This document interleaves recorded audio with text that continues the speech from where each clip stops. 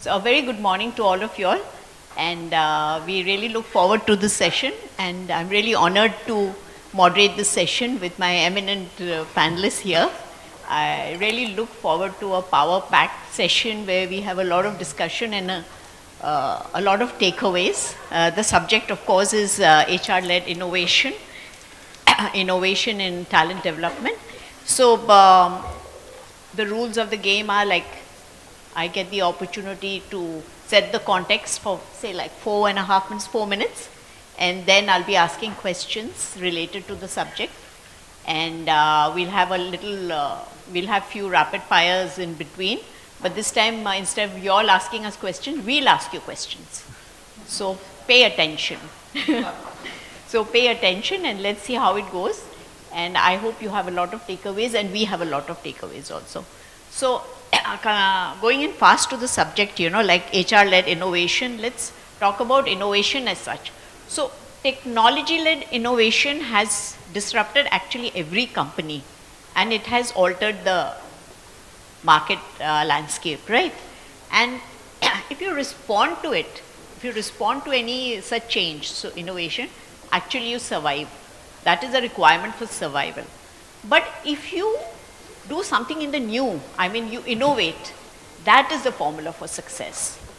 So actually disruption brings in the new, and this innovation era will reward those companies that continuously reinvent with agility, experimentation and risk. So innovation is required in every field. Now to innovate and to transform, we all know there are three pillars, three foundational pillars. One, you need to get the technology, advanced technology. Second, what do you need? You need the processes. And third, you need a talent pool, right? A talent pool that has a growth mindset, a good, robust talent. Now the first one, I'm going a little fast, is the advanced technology. You have the resources, you can get it, right? Any company can get it if they've got the resources. Now, as far as processes is concerned, again you have resources, you can copy paste. But this is the third one that creates the formidable challenge to us, that getting the right people, right? Getting the right people, a robust talent pool. If you have that in your company, if you can build that, then you make that, you can continuously innovate and reinvent yourself. So that's required. Now coming to that, how you got the talent pool now you want to work on it, this is what the topic is about, how do you develop that talent. But here I'll tell you a very interesting phenomena that has happened in the recent past, that is somehow not totally related, but somehow related to the subject. I don't know, some time back we had the Great Resignation, remember? This was during post-COVID and all that, and the ripples are still there. So when the Great Resignation happened, it was not about quitting of jobs. It was just not about quitting of jobs. It was more than that. It was a recalibration of professional aspirations and, personal passion and work-life balance. People were questioning themselves. Is this the job I want to do? And even entrepreneurial pursuits. So, people were moving in and out. And then what happened was, I'm not using fancy words, they were there, I'm telling you. Then we had the quiet quitting. So what happened in the quiet quitting was that period, I'm talking about the talent pool, people were there physically in the office, but mentally they were not there. Mentally they were not there. Then alongside, we had the emergence of moonlighting, and we had career cushioning, all fancy words, sorry. When this happened, we realized people were looking for alternate income sources, alternate jobs. And right now what do we have still is going on is the great reflection. People are still questioning, is this what I want to do?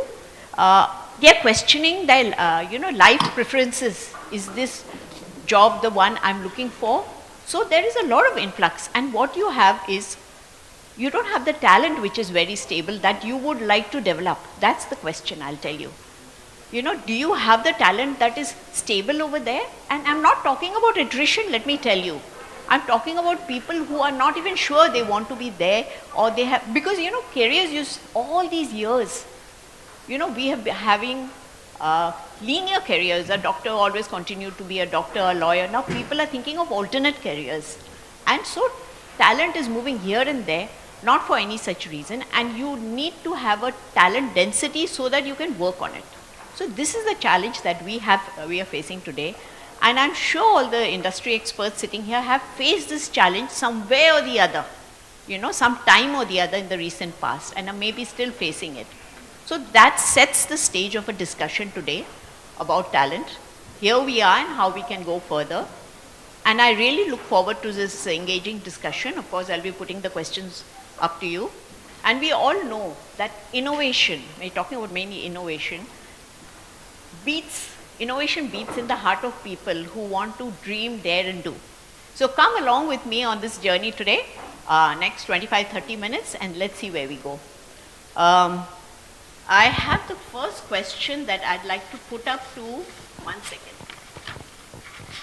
Sorry, I've got my papers muddled up. My first question will go to Deepak. Deepak, how can HR leverage emerging technologies? Yeah, because like AI and ML, to personalize all these talent development initiatives and make them more responsive to individual needs. How are you doing it in your organization, or you can quote anything else? Sure. Thank you, Deepak. Thank you, Rashmi. Thanks for the first question. I have a able set of colleagues here, and I'm sure they will add. I can probably get started. So when we are looking at this whole point of innovation and talent development, the whole point is, what are we solving for? And innovation has to be led by some goal or some aim. I think broadly my reflections on this are that we are solving for two things. One is we're solving for the business, right? We have to be able to solve the business problems and enable the business so that it has the right set of talent, rightly enabled talent, which can help the business meet its goals, right? So that's the first problem. And business, by the way, I come from a software services industry, which is a fairly dynamic area because technology is evolving. So it's a fairly continuous process. It's not as if you do this assessment once and you're done with it. You have to keep repeating that periodically every 6 months to see whether what are we solving for. So one is the business realm of it. The second is the people aspect of it, right? How are you ensuring that the solution that you're giving in terms of whole learning intervention, whether it is solving the individual's problem as well. And individual's problem, by that I mean, what are the individual's aspirations in terms of career, what are the aspirations in terms of competency and skill development and so on and so forth, right? So if you look at the business aspect of it and if you look at the people aspect of it, one, do you have the right solution? Are you solving the problem for both of these people? And secondly, how do you measure what's the effectiveness of whatever intervention that you're doing? And you need to have a constant. And that's where I think technology can enable both those aspects. Tying your learning strategy to the business strategy, I think that's a given. I think most of us try and do that. But can technologies like artificial intelligence or machine learning, all of that help us understand what's the competency and skill gap that is there from a business perspective, right? And that gives us the whole goal as to how much of skill and competency gap do we need to cover to enable the business to be successful. And it's not just for the current scenario, it's also, forecasting into the future as to what the business is, where the business is headed. And then look at technology also enabling hyper customization of a learning intervention for people. In most talent development teams are more adept at generalizing things. and saying, okay, this is my learning content, it will meet the requirement for 80% of the people, so I am going to do that. So you're looking at the lowest common denominator, which may not serve the purpose for everybody, right? Now, leveraging technology, how can you do hyper customization to solve each individual's learning needs? And it's not just in terms of content, it is in terms of pedagogy and how you deliver that. Some people are comfortable and they can listen, just listening to stuff. Some people need audio visuals, some people need, a written word, right? And they can consume written words. So how do you customize how you're delivering that solution? In what bite size are you delivering it? Can that be hyper customized to each person's learning style and so on and so forth, right? And I think that's where technology can play a very important role to hyper customize that, and then have virtual learning mentors who can keep nudging people to complete their learning journeys. That's where technology can help as well, because it can constantly measure where each individual is on their learning journey and keep nudging them. Also trying to simultaneously understand what are they consuming, what are they appreciating, what are they liking, and serve content, just like, Instagram or Facebook, keep serving content that they like, which furthers their learning journey, right? So all of that can be enabled by technologies like AI and ML. And finally, I think measuring effectiveness, I think those of you who are from the learning side, you've talked about Kirkpatrick and so on and so forth, the whole measurement. But really, it's very difficult today to measure what's the impact of your learning intervention on the business, and really tell the business leaders that this is what I've been able to do. AI and ML can make that possible, because you could look at multiple data sets from the business, from the individual's perspective, and then give a feedback to the manager and the individual saying this is where you are. And there's a survey done by Oracle recently where 65% of the individuals said that they prefer AI-powered feedback that they are getting rather than a human touch feedback, because humans will generalize and humans will not give very specific examples. And 85% of managers thought that they find it easier to give that feedback and have discussions with their people if it is, AI powered, right? So I think that's the future, definitely. So I think that's my perspective, Rashmi, on how innovation can aid talent development and talent management for the organization, both to solve the business as well as the individual learning. Deepak, thank you for your wonderful points. I did note 2 or 3 of them, which I think really stand out. What I really liked was learning strategy to business strategy to be linked, and hyper customization. Thanks to technology, we need not generalize anymore. And of course, the learning mentors and measuring effectiveness. I think that was a wonderful point you said. It was never easy to measure, and all those Kirkpatrick. They're all dinosaurs now. Sorry, I hope nobody's hearing me and quoting me. But when you measure through technology, you have the data points, and then you're sure what you're talking about. Wonderfully said. Thank you, Deepak. I think I'll raise the same question on technology with Agniwesh, that how do you go about it in Deloitte, or your own personal experience? Yeah, so I'll, because my fellow panelists are HR leaders and I represent business. So when Deepak was talking about business, so I thought, okay, let me handle the business and probably I'll tell you, and you will empathize with the problems, and probably you can also empathize when you go to your organization that what are the demands your business is saying, right? So I'll give you some spin and probably some thought process to look at. So let's say you had given me a talent. I requested XYG talent. So what you did, you went ahead and gave me the talent. When I talk to the talent, when I try to deploy the talent to the projects, I see that there are a lot of fit gap. There are a lot of, they don't know the basics. Now what happens? I have got 2 options. Either say I don't need this guy, right? Give me a replacement, or do I step up and say that let me try to build this guy, right? Can I be a talent creator?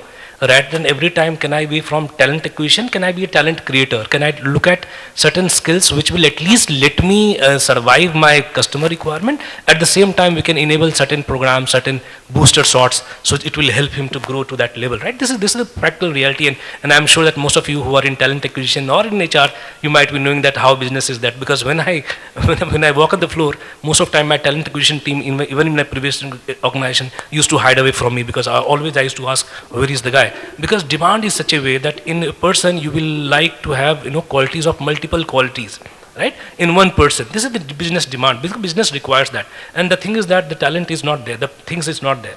So what are the technological interventions that we look at in terms of having that? So at this point of time, example that if I'm looking at job description, what we used to do, when I say that I need a guy, to first thing that what a talent acquisition team does to the business is that, can you please help me with the job description? Again, a headache. You first write this down, then you can go back to HR and validate it, and then you go to the market, stuff like that. So look at the turnaround time. At the same time, now GPT, the generative AI, is giving you a JD.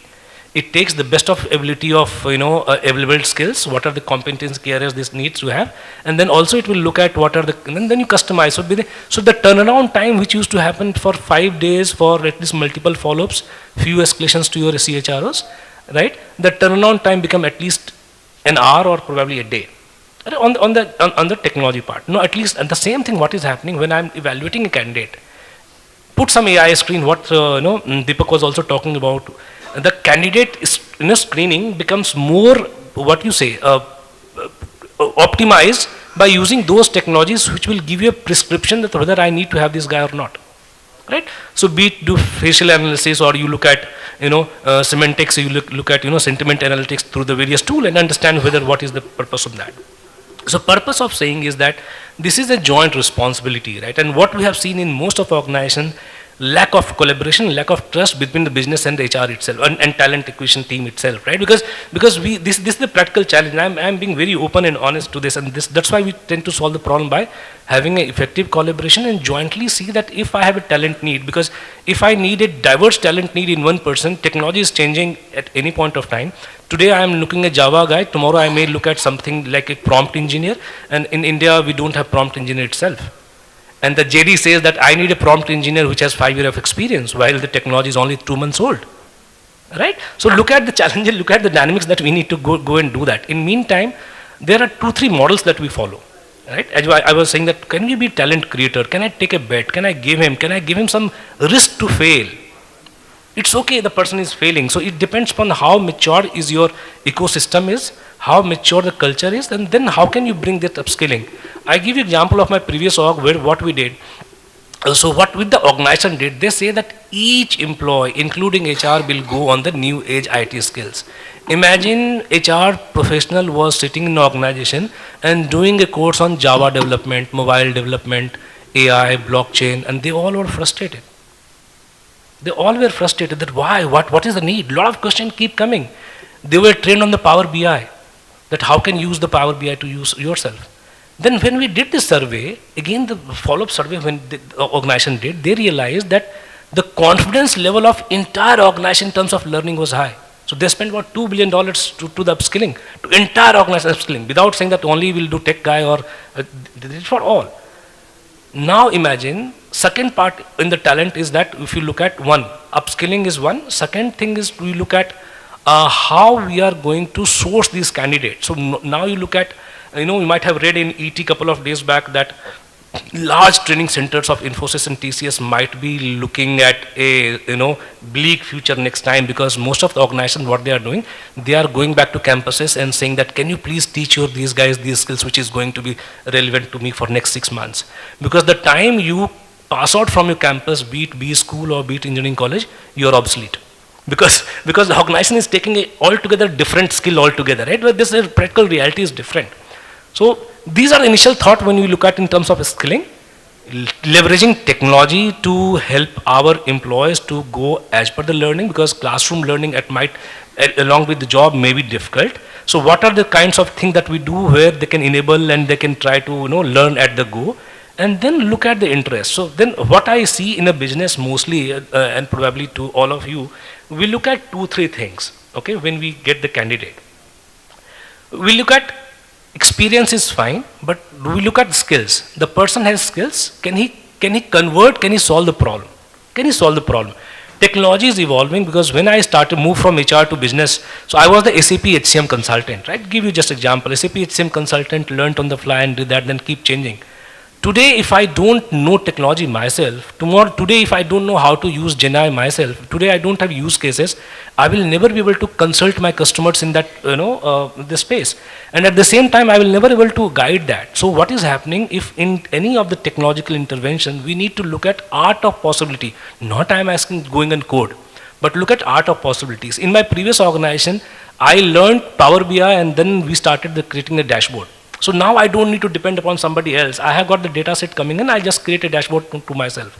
So first thing that look inward, that can I step up myself in this unstructured world, and can I step out, and then can I build a team whom I can trust on these technological advancement that we can do that. These are the initial thought on the talent development for this, because business is a biggest consumer for those talent, and they are equally responsible for make sure that we nurture them, be a talent creator, upskill them, and give them the good career path. Thank you, Agniwesh. Lovely points, but the time is glaring at me over there. The big one that you'll have put over here. We've got 19 minutes left. But I love this word, talent creator. It's something new that I learned today, one takeaway already. And also how you said about the technological intervention, about the JD part was very interesting and very true. We used to spend so much time in making the JD, but now thanks to ChatGPT, it gives us, can make as many JDs you want, and can alter them, and and then the AI screening, that was also wonderful. Thank you for your wonderful inputs. Now the second question that I would be asking is to Ruby on growth mindset. But before I ask you that question, I'd like to ask the audience before they, does anyone know what's a growth mindset? Anyone? I mean, there's no right or wrong answer. Anyone know what's a growth mindset? Yeah.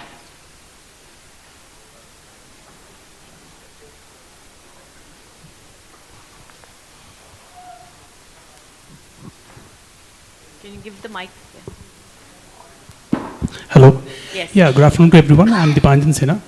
So there are two kinds of mindset. One is growth mindset, one is fixed mindset. So growth is someone who keeps on, who has the, the willingness to learn, willingness to grow, willingness to try new things, and basically coming out of the comfort zone. Very well said. What's your name? Dipanjan Sinha. Very well said. Yeah. I think growth mindset is more to do with what it can be. A lot of times we think this is what it is. From a stairs to what else it can be. I can sit on it, I can roll over it, I can use it as a reason. So thinking of what things can be is a growth mindset. Yeah, true. In everything, we work, life, or in the design that we do. Yeah, very well said. So, yeah, somebody else? Yeah, yes, please.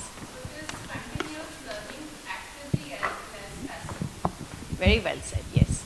So, anyone else wants to say, or I want to tell you a small story on this, yes. Yeah, so it is, I just would like to add into it that growth mindset is looking after the solutions rather than exploring the problems or the problems. And also always keep a hunger, whatever you do. So keep your hunger and fire in the belly always high. That's the growth mindset. Yeah, I like the hunger part of it. Just to conclude, it's important for us to know, I think we all know it, though there are many types of mindsets now. It originally started with two, fixed mindset and a growth mindset. Fixed mindset was a person who was born with certain abilities. He says, I've got that, I'm good, I can't go more than that. A growth mindset is a person who has certain abilities, but he's sure he's going to improvise on them. And if you give me 30 seconds, I'll give you a very nice story. I don't know, I'm sure you all can relate with the story and know about it. It's about Michael Jordan, the best of bestest basketball player. He has said, I mean, he was not even selected in the school, group, when he was not selected. Anyway, let's not go back to that.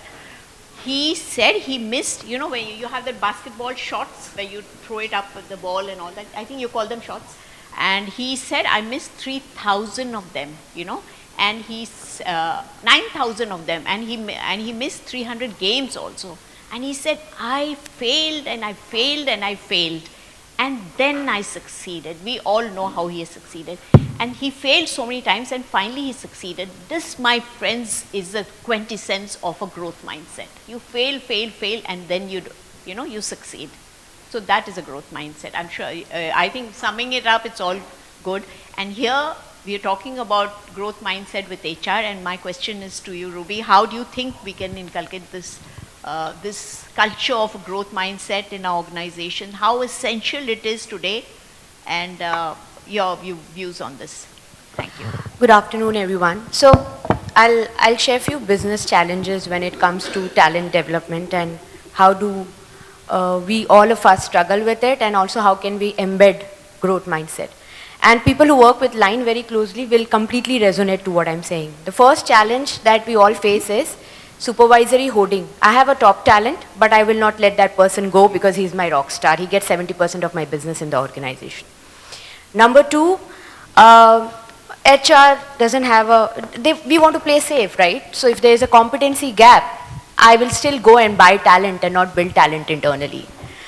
Third, no sponsorship and championship from business. These are the three challenges. I'm sorry to say that, but while we all are talking about AI, machine learning, and virtual talent marketplace, have we even convinced business to start a talent marketplace in the organization?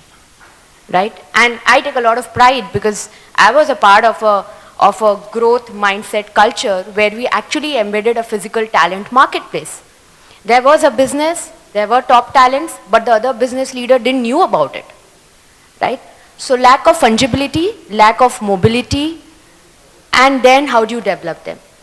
So I feel as HR practitioners, we need to have a huge tenacity. While we talk about growth mindset, and all my people there in the audience have mentioned growth mindset, the reality is that along with growth mindset, you need to have a lot of tenacity when you want to drive talent development within the organization.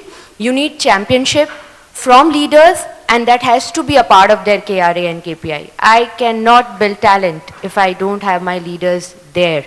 And also building a culture of creating fungible leaders, enabling talent mobility, and telling a supervisor that, listen, he or she is your rock star, let us move him or her to another business to get the best for the organization.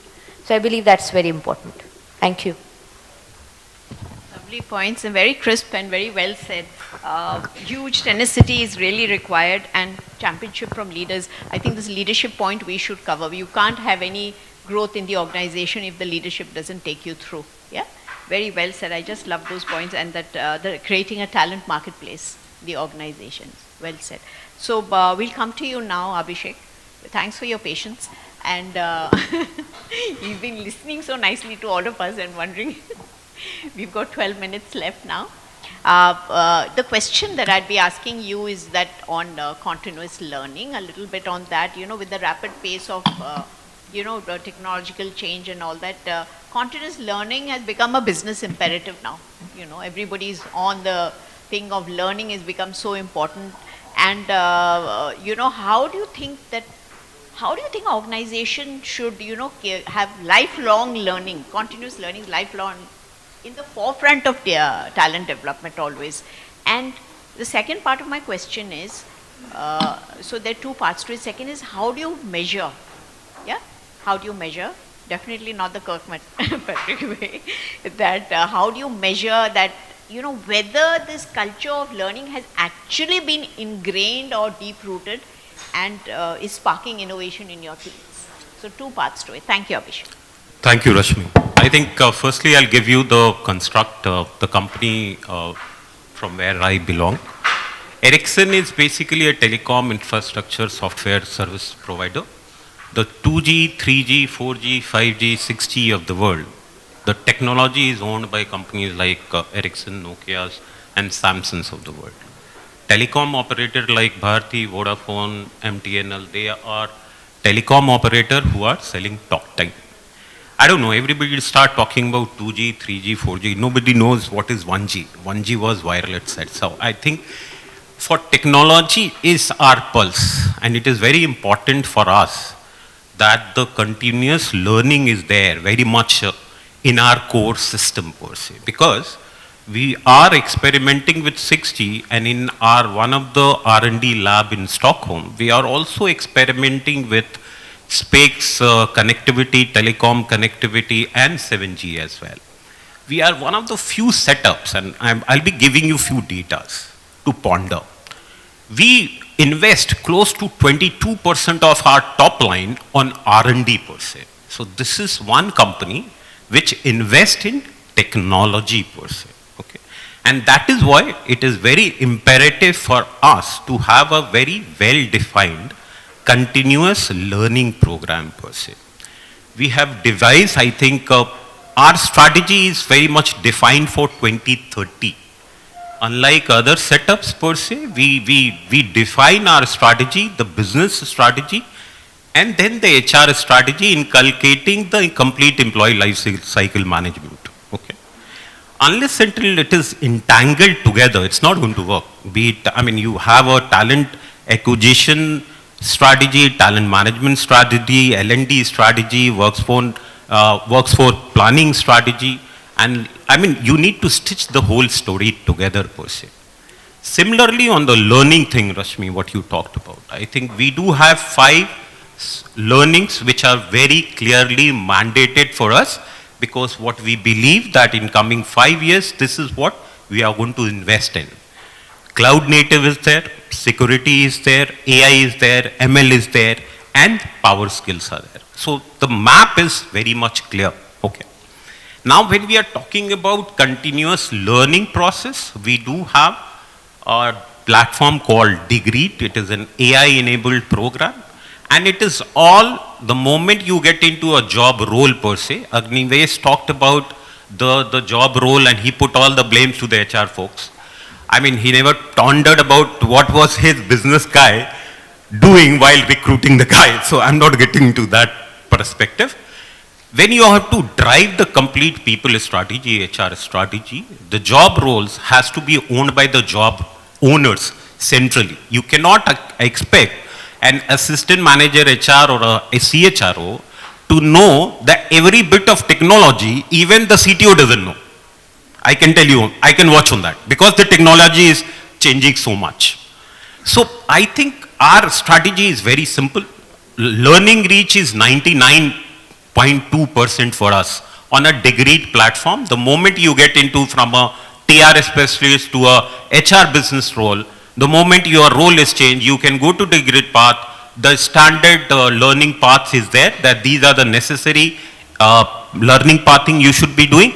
Apart, it is not related to only HR. It is the technology things as well.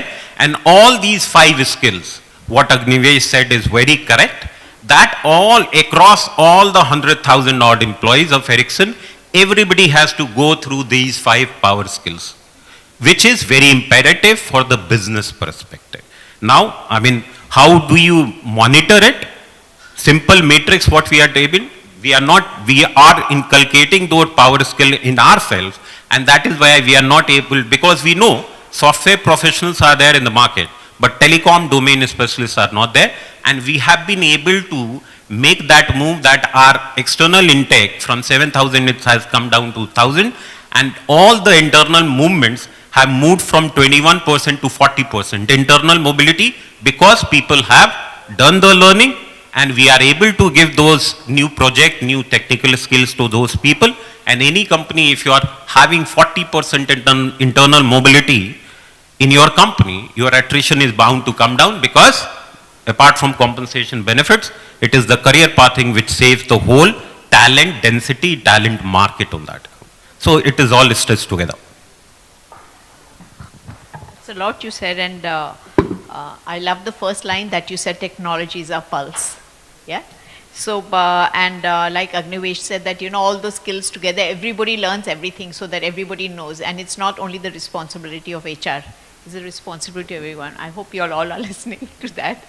And about the monitoring part, and a lot of data points that you said that, you know, really proved your point. Thanks a lot for that.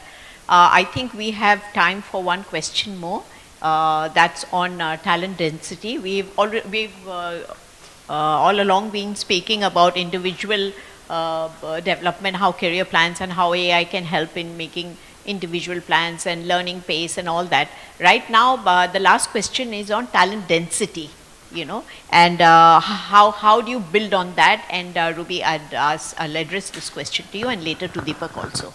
I'll give a context of my organization. My organization is currently experiencing a growth trajectory. We are expanding organically and inorganically. Our need for the hour is to build enterprise leaders, right? Enterprise leaders are the leaders who are a fine balance between perform and transform, someone who can act in the present and also look at the future. While we are on that journey of developing them and building that talent density, I was just going through a research by Conferry which said that 58% of the leaders are still not ready for the critical roles. And there's an interesting article in HBR which says that leaders need 3 things. In fact, leadership development encompasses of 3 imperatives. One is experimentation. Second is strengthening your positioning as a leader and creating that visibility. And third is being aware of your mental model. Experimentation happens through experience. Strengthening your visibility as a leader happens through exposure. And being aware of your mental model happens to education. Right? So while we all know about 70-20-10, organizations are still unfortunately myopic to B-school interventions. And trust me, we had a hard time when we had put this from a slide to paper and making this happen with the leaders. We are doing shadowing, where we have senior leaders, general managers who are shadowing vice presidents and CXOs. We have mentoring. We have a huge belief that other than the manager, there has to be a sponsor within an organization for a leader to grow, especially an enterprise leader. And of course, we have a very personalized format of giving education to an extent, and I'll take a minute more. Many a times when we talk about experience and when we talk about what kind of experience, we actually work with experience maps, where we said that there are 2 elements of experience. One is intensity, which is maybe achieving a high business result, which has never been done by a leader, and stretched assignment. So getting that to a leader in the individual development plan, monitoring it, and building that supervisory ownership accountability as well as individual ownership accountability is the newness that we need in creating that talent density and bench strength within an organization. Yeah. Thank you. Before we go to you, we learned these 2 things from you, which was very nice: perform and transform and enterprise leaders, and experience, exposure, and education. I think that's I'll have to sit with you bilaterally and learn more about this program. Seems very effective, and it's very, impressive that you're having shadowing and mentoring done at such senior levels. Wonderful. Deepak, if I can have your inputs, should I repeat the question or you're good? No, I'm good. I'm good. Obviously Ruby addressed the leadership side of it, right? How are you going to make your leaders understand this paradigm? So I'll give you an example of what we are doing in Birlasoft, and when we're looking at talent density, we're looking at 3 or 4 aspects. We are a software services company, a technology company, so technology skills are in a way our currency, right? That's what we sell as expertise to our customers, right? So skill is at the center of not just HR, it's at the center of our business, right? And that's what enables us to earn and and enables the revenue, right? So we look at skill very seriously. We also looking at is there a connection between skill and how people's careers pan out? So what are the competencies and the skill mix that a person or each role requires? So today we are doing an exercise where we are looking at, we already have the skill information, we have the skill inventory for across the organization. We also have our competencies, we have our behavioral competencies, we have functional competencies. So what we are looking at is, one, we are looking at each role having 3 dimensions, the functional and behavioral competencies and the skill combinations that work with that role. So once you have this information, this 3-dimensional information about each role, then we can start cascading this to each individual person in the organization. And this applies not just for the technology folks, it also applies for HR folks, finance, and so on and so forth, right? We will use talent intelligence systems to understand at an aggregate level what our skill and competency gaps are. And we will also be able to do it at a project, at a individual level also. So that helps us do 2 things. One, plan at a capacity planning, at an organization level, do our capacity planning based on that information. We're also going to get some talent intelligence information from the market as to what are the skills that are in demand in the market. What are the customers looking for? What are the, for which skill, what is the demand on the job boards, for example, and so on and so forth, right? So marrying these two information, we can safely predict where the skill requirements are headed. And obviously we get a lot of information from our business development folks also.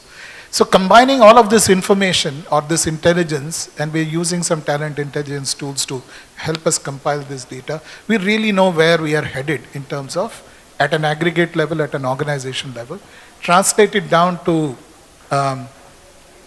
technology practices and then to individuals, and we'll be able to stitch very, very customized learning journeys for each individual. The second thing that we're doing is combining this with the career management piece. So each individual will also know what are the adjacent skills to my skills and what are the potential aspirational roles that are available for me. Going back to the talent marketplace that I think Ruby was also talking about.